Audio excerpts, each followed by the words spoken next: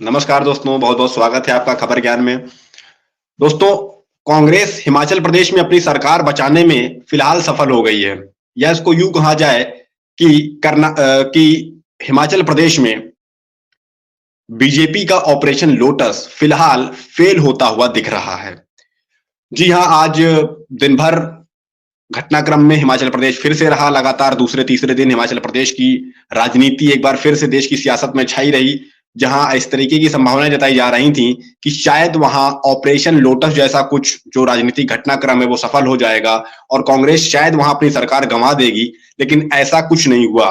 कांग्रेस इस मामले में बहुत तेजी से एक्टिव नजर आई और उसने तुरंत ही वहां पर्यवेक्षकों को भेज दिया, जिसमें कर्नाटक के deputy CM DK Shivakumar और हरियाणा के पूर्व मुख्यमंत्री हुड्डा साहब ने बहुत अहम भूमिका निभाई और वहां कांग्रेस की सरकार को फिलहाल बचा लिया है। हालांकि आगे क्या होगा इस बारे में अभी भी काफी असमंजस हैं, क्योंकि कोई साफ तौर पर यह बात नहीं कह रहा है कि हिमाचल में अभी कांग्रेस की सरकार बच गई है। बहरहाल इस मामले पर आज शाम को ही कांग्रेस के वरिष्ठ नेताओं ने हिमाचल प्रदेश के मुख्यमंत्री सुखविंदर सिंह सुक्खू के साथ एक प्रेस कॉन्फ्रेंस की, जहां उन्होंने इस बात को स्पष्ट कर दिया कि हिमाचल में 5 साल तक सुक्खू सरकार चलेगी। देख लेते हैं, ये एक बाइट है, इन्होंने क्या कुछ कहा है सुक्खू और कर्नाटक के डिप्टी सीएम ने।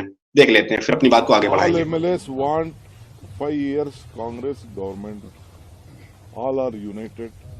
The High Command has chosen Mr. Shukku, which was being proposed by PCC President.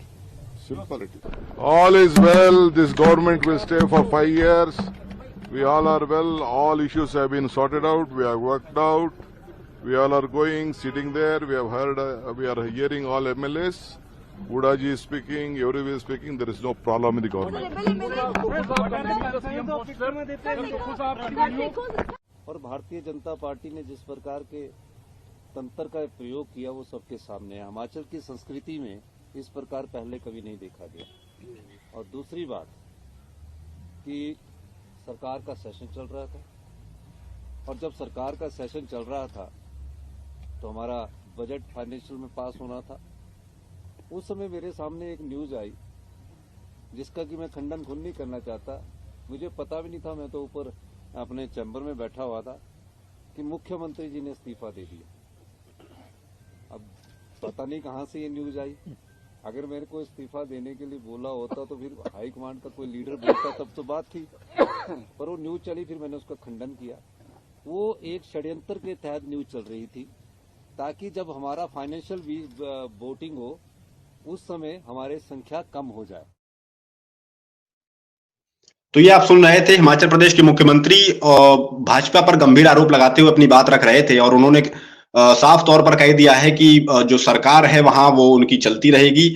और इसके अलावा कांग्रेस के नेताओं ने यह भी कहा है कि जो असमंजस की स्थिति, जो थोड़ा बहुत दिक्कतें थी, जो परेशानियां थी, उनको दूर कर लिया गया है और अब सरकार चलती रहेगी। हालांकि अभी भी 6 विधायकों को लेकर काफी बातें सामने आ रही हैं, जैसा कि आज स्पीकर ने वहां उन 6 विधायकों को अयोग्य घोषित कर दिया है। इसके खिलाफ अब हाईकोर्ट में यह मामला जा चुका है। यदि हाईकोर्ट में वो जो विधायक अयोग्य घोषित किए गए हैं, यदि उनके पक्ष में कोई फैसला आता है, यानी यदि वो योग्य साबित हो जाते हैं, तो एक बार फिर से वो विधायक जो हैं, उसके बाद वो अगर वो बीजेपी में शामिल हो जाते हैं तो एक बार फिर से कांग्रेस की सरकार पर संकट आ सकता है। क्योंकि अगर वो 6 वो बीजेपी में चले जाते हैं और 3 और चले जाते हैं, और इधर उधर से अगर कांग्रेस विधायक एक आध अगर कांग्रेस के विधायक फिर से टूट फूट जाते हैं, विधायकों में अगर टूट आ जाती है, टूट फूट की स्थिति आ जाती है, तो कहीं ना कहीं बीजेपी एक बार फिर से अपनी सरकार वहां बना सकती है, या यूं कहें कि ऑपरेशन लोटस वहां एक बार फिर से सफल हो सकता है। हालांकि क्या होगा ये देखना दिलचस्प होगा,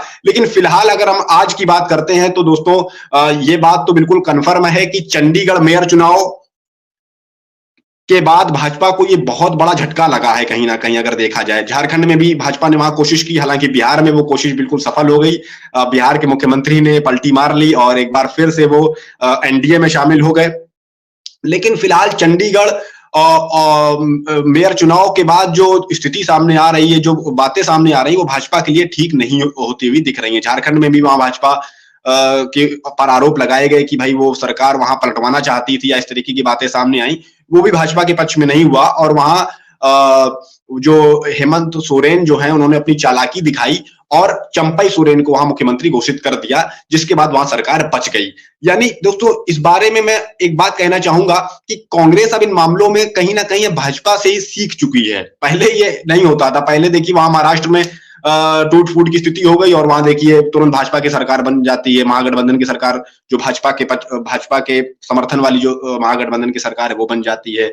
यहाँ मध्य प्रदेश में भी आप देखिए किस तरीके से कमलनाथ की सरकार उस समय 2018 में गिर जाती है। यहाँ इस तरीके से देखिए बिहार में देखिए ऐसा कुछ हो जाता है। लेकिन अब झारखंड और बिहार में जो कांग्रेस या कह सकते हैं विपक्षी दल जो है उन्होंने कहीं ना कहीं अब काफी सक्रियता से काम करना शुरू कर दिया। ये कहीं ना कहीं एक विपक्षी दलों के लिए अच्छी बात है।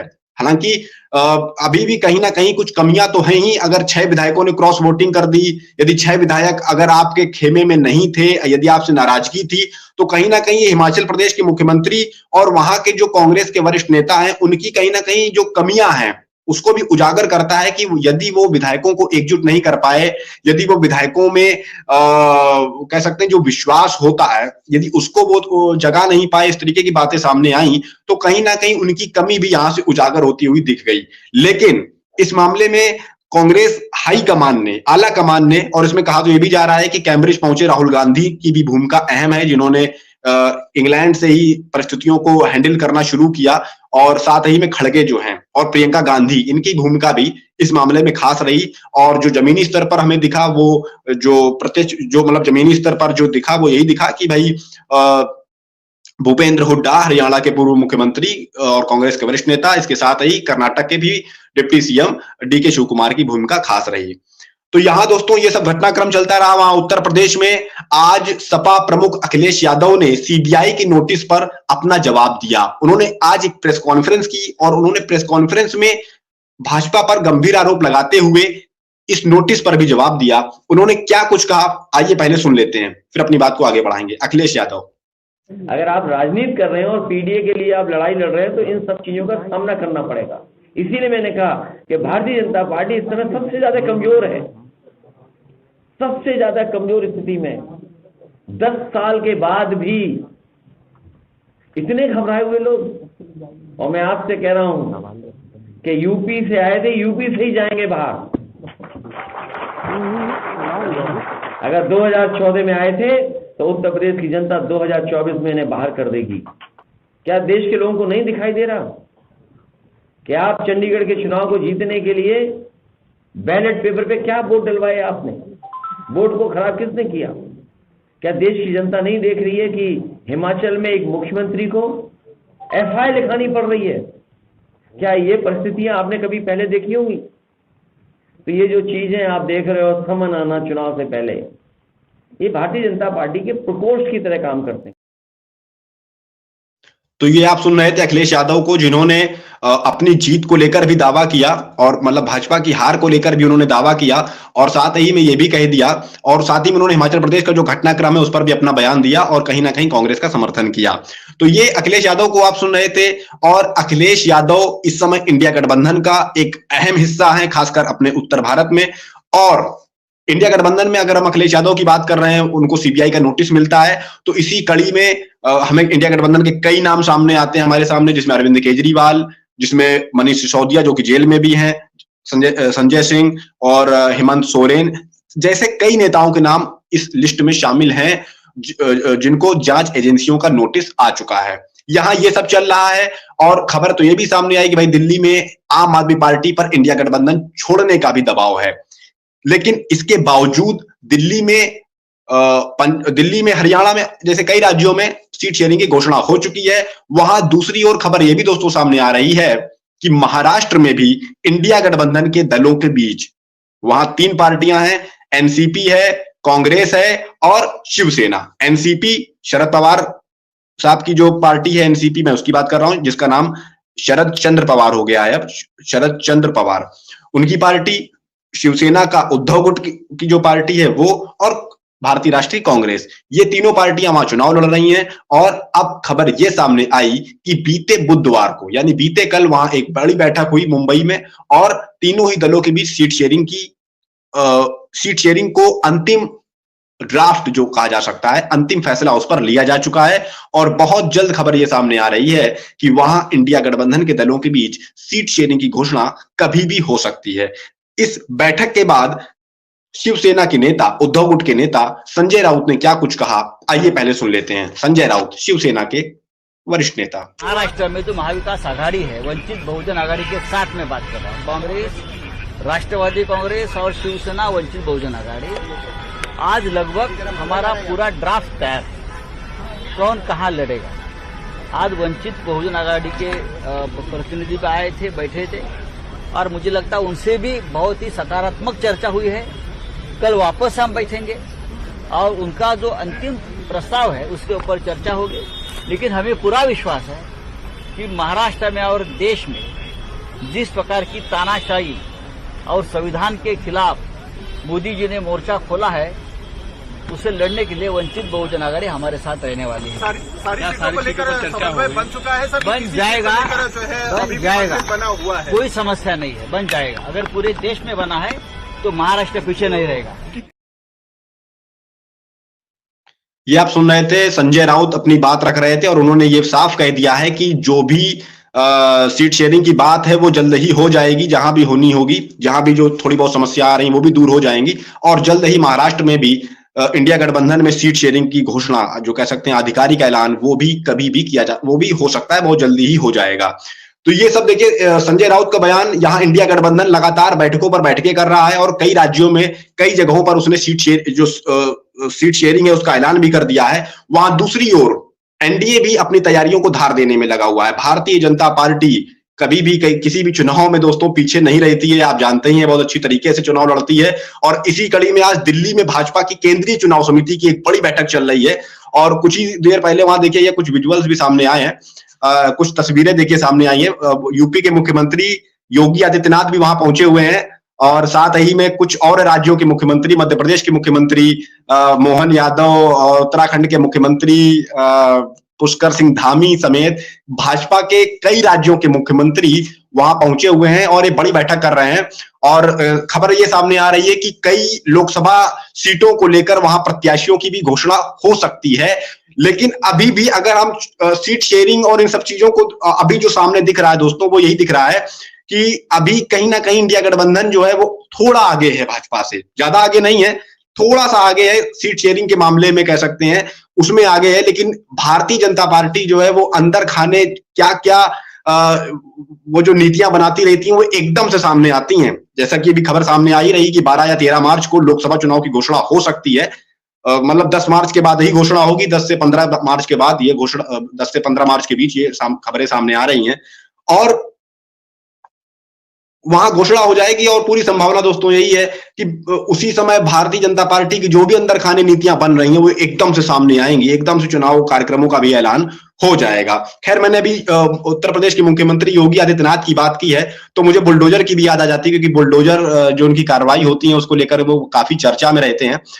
आज ये खबर सामने आई कि दिल्ली में जो सिलक्यारा टनल से मजदूरों को बचाने वाले रैट माइनर वकील हसन के घर पे आज बुलडोजर की कार्रवाई हुई। इनके दिल्ली स्थित घर पर आज कार्रवाई नहीं हुई, सॉरी, कल कार्रवाई हुई थी, जिसको लेकर के आज काफी खबरें, काफी प्रतिक्रियाएं लोगों की सामने आ रही हैं। सोशल मीडिया पर एक बड़ा धड़ा इस मामले में सरकार को घेरता हुआ नजर आ रहा है। और ये देखिए कुछ तस्वीरें सामने आई हैं वहां बुलडोजर की कार्रवाई जो हुई है और ये आप देख सकते हैं पूरा जमींदोज उनका घर कर दिया गया, जो वहां 41 मजदूरों को बचाने में अपना अहम योगदान जिन्होंने निभाया था, वकील हसन रैट माइनर, उनके घर पर यह बुलडोजर की कार्रवाई हुई है।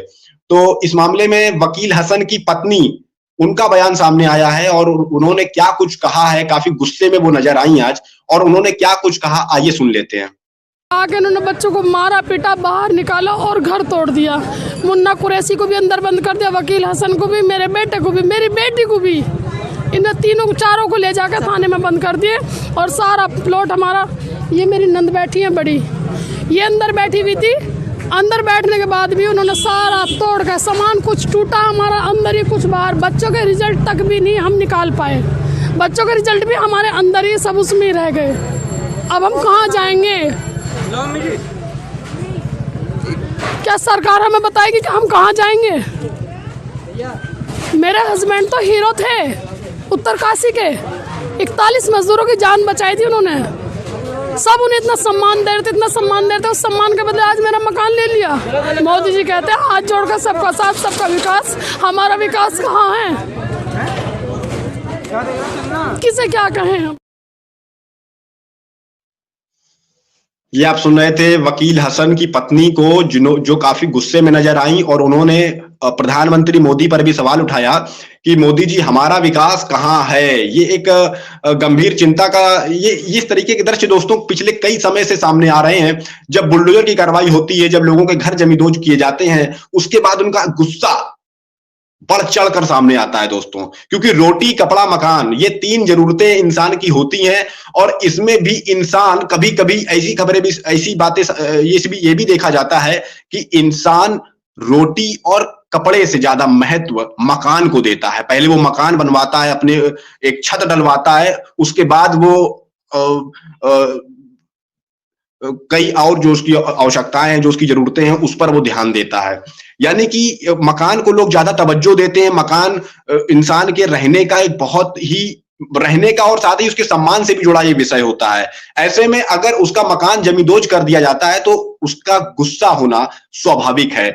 बुलडोजर की कार्रवाई क्यों होती है? बुलडोजर की कार्रवाई इसलिए होती है क्योंकि भाई वकील हसन का जो मकान था, ये जो कहा जा रहा है, जो बातें सामने आ रही हैं डीडीए की ओर से, दिल्ली विकास प्राधिकरण की ओर से, कि वकील हसन का मकान अवैध जगह पर बना हुआ था। लेकिन कार्रवाई पर दोस्तों बहुत गंभीर प्रश्न चिन्ह खड़े हो रहे हैं कि सामान भी बाहर नहीं निकालने दिया जाता है और इस तरीके से बुलडोजर की कार्रवाई होती है जैसे कोई बहुत बड़ा अपराधी, बहुत बड़ा माफिया। हालांकि इस पर भी देखिए दोस्तों सवाल उठता है कि यदि कोई माफिया भी है, कोई गुंडा भी है, तो उसके पूरे परिवार को सजा क्यों दी जाती है? इस पर भी कहीं ना कहीं एक गंभीर सवाल सोशल मीडिया पर लोग उठाते हैं।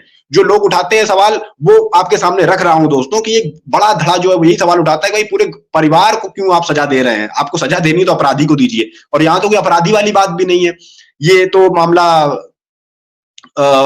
वकील हसन से जुड़ा हुआ है, जिन्होंने उत्तराखंड जो हीरो हैं, जो योद्धा हैं, जिन्होंने जहां विदेशी मशीनें, विदेशी तकनीकी, दुनिया की एक बड़ी मतलब जब सब तकनीकें फेल हो गई, या कह सकते हैं जब काम नहीं आ रही थी, या कह सकते हैं अंडर प्रोसेस थी जब वो तकनीकें, तब इन भाई साहब के साथ में कई वहां रेड माइनर्स ने जाकर के उन लोगों की जान बचाई, मजदूरों की जान बचाई। तो ये तो एक योद्धा थे, ये तो एक सम्मानित नागरिक कहे जा सकते हैं। और ऐसे में इनको दोस्तों इनाम कितना मिलता है? 50,000 रुपए। इसको लेकर भी काफी सवालिया निशान उठे हैं। हालांकि इस मामले में भाजपा के सांसद मनोज तिवारी का कहना है कि उनको प्रधानमंत्री आवास योजना के तहत मकान दिया जाएगा। लेकिन इस मामले में दोस्तों मैं तो यही कहूंगा कि जल्द से जल्द उनको मकान देना चाहिए और जल्द से जल्द उनको आवास उपलब्ध करवाना चाहिए। तो ये दोस्तों आज के दिन भर की बड़ी खबरें थी। दिन भर की आज जो ये मैंने प्रोग्राम खास इसीलिए मैंने शुरू किया है कि जो दिन भर का जो भी बड़ी बड़ी खबरें रहेंगी उसको लेकर भी हम आपसे जानकारियां साझा करते रहेंगे। और इस प्रोग्राम में जो है वो उन खबरों को हम प्रेजेंट करेंगे, उन खबरों से रूबरू करवाएंगे। बहरहाल इस समय की जो बड़ी खबर वो यही है कि भाजपा की दिल्ली में केंद्रीय चुनाव समिति की बैठक चल रही है और वहां से क्या कुछ सामने आता है ये देखना दिलचस्प होगा। और इस बैठक से पहले ही आज प्रधानमंत्री मोदी उज्जैन में थे, जहां उन्होंने कई विकास परियोजनाओं का लोकार्पण, शिलान्यास किया और इस दौरान उन्होंने एक बार फिर से 400 पार का नारा भी दिया। अब 400 पार का दोस्तों नारा तो देते हैं, ये बहुत जरूरी भी है कि भाई चुनाव नजदीक आ रहा है और ऐसे में अगर कोई पार्टी का नेता इस तरीके के दावे करता है तो ये कोई बहुत नई बात नहीं है। लेकिन यदि मोदी जी अगर समीकरणों पर भी थोड़ा सा ध्यान दिला दे लोगों का, यदि वो समीकरण भी या कह सकते हैं वो गणित भी अगर बता दें कि भाई कहां से किन किन राज्यों से हमें ज्यादा सीटें आ रही हैं जिससे कि हम 400 पार जो है वो एनडीए को जिता रहे हैं या बीजेपी को जिता रहे हैं, एनडीए को जिता रहे हैं, तो उनकी बात और ज्यादा क्लियर हो जाएगी और जनता और अच्छी तरीके से वो बातें समझ जाएगी कि हाँ भाई उत्तर प्रदेश में इतनी आ रही हैं, बिहार में इतनी आ रही हैं, मध्य प्रदेश में इतनी आ रही हैं, राजस्थान में इतनी आ रही हैं। क्योंकि कोई ना कोई तो समीकरण बीजेपी के दिमाग में होगा ही जो लगातार 400 पार का नारे इस तरीके की बातें सामने आ रही हैं। बहरहाल एक तरफ इंडिया गठबंधन जहां लगातार बैठकों से अलग अलग राज्यों में अपनी गुत्थी जो है सीट शेयरिंग की उसको सुलझा रहा है, वहां दूसरी ओर अब एनडीए भी, भारतीय जनता पार्टी के नेतृत्व वाला एनडीए भी अब जो है अपना सीट शेयरिंग, सॉरी अपनी जो अभी खैर सीट शेयरिंग की बातें तो सामने नहीं आई है, लेकिन ये बातें जरूर सामने आ रही है कि भाजपा अपने उम्मीदवारों की घोषणा कर सकती है आज, और ये जाहिर कर सकती है कि देखिए भैया चुनाव में हम इंडिया गठबंधन से पीछे नहीं हैं। तो ये सब कुछ आज दिन भर का जो घटनाक्रम हुआ वो मैंने आपको बताया। इसी तरीके की अन्य खबरों के लिए आप देखते रहिए खबर ज्ञान। कल एक बार फिर से हाजिर होंगे आपके सामने। धन्यवाद।